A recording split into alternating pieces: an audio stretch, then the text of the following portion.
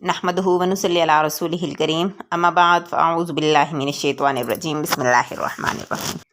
اللہ تعالیٰ نے تخلیق کے درجے میں عورت کو مرد کے ساتھ ایک ہی مرتبہ میں رکھا ہے، اسی طرح انسانیت کی تکوین میں عورت مرد کے ساتھ ایک ہی مرتبہ میں ہے۔ ارشاد باری تعالیٰ ہے، یا ایھا الناس اتقوا ربکم الذی خلقکم من نفس واحدۃ وخلق منها زوجها وبث منہما رجالا کثیرا۔ اے لوگو، اپنے رب سے ڈرو جس نے تمہیں ایک جان سے پیدا فرمایا، پھر اسی سے اس کا جوڑ پیدا فرمایا، اور پھر ان دونوں میں سے باکثرت مردوں اور عورتوں کی تخلیق کو پھیلا دیا۔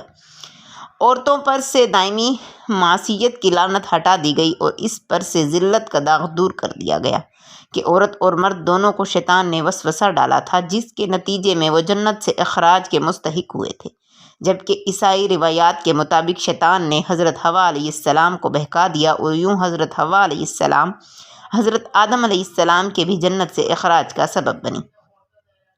اللہ پاک قرآن پاک میں ارشاد فرماتے ہیں، فَأَزَلَّهُمَا الشَّيْطَانُ عَنْهَا فَأَخْرَجَهُمَا مِمَّا كَانَا فِيهِ، پھر شیطان نے انہیں اس جگہ سے ہلا دیا اور انہیں اس راحت کے مقام سے جہاں وہ تھے الگ کر دیا۔ اللہ تعالیٰ کے ہاں اجر کا استحقاق برابر قرار پایا۔ ان دونوں میں سے جو کوئی بھی کوئی عمل کرے گا اسے پوری اور برابر جزا ملے گی۔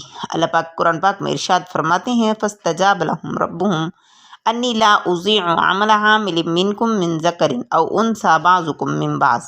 ان کے رب نے ان کی التجا کو قبول کر لیا کہ میں تم میں سے کسی عمل کرنے والے کے عمل کو ضائع نہیں کروں گا، چاہے وہ مرد ہو یا عورت، تم سب ایک دوسرے میں سے ہو۔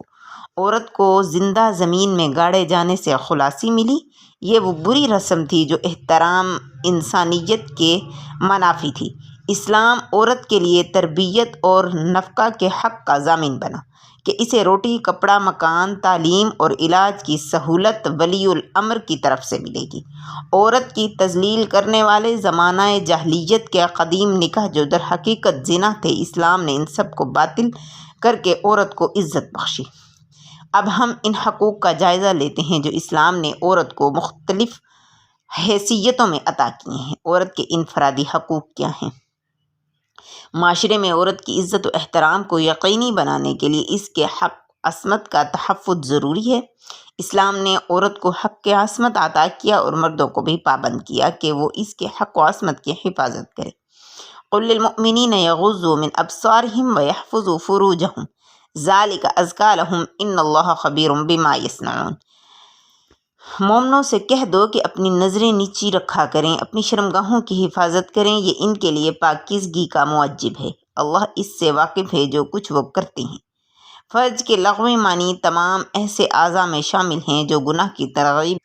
اللہ تعالیٰ نے تخلیق کے درجے میں عورت کو مرد کے ساتھ ایک ہی مرتبہ میں رکھا ہے، اسی طرح انسانیت کی تکوین میں عورت مرد کے ساتھ ایک ہی مرتبہ میں ہے۔ ارشاد باری تعالیٰ ہے، یا ایھا الناس اتقوا ربکم الذی خلقکم من نفس واحدۃ وخلق منها زوجها وبث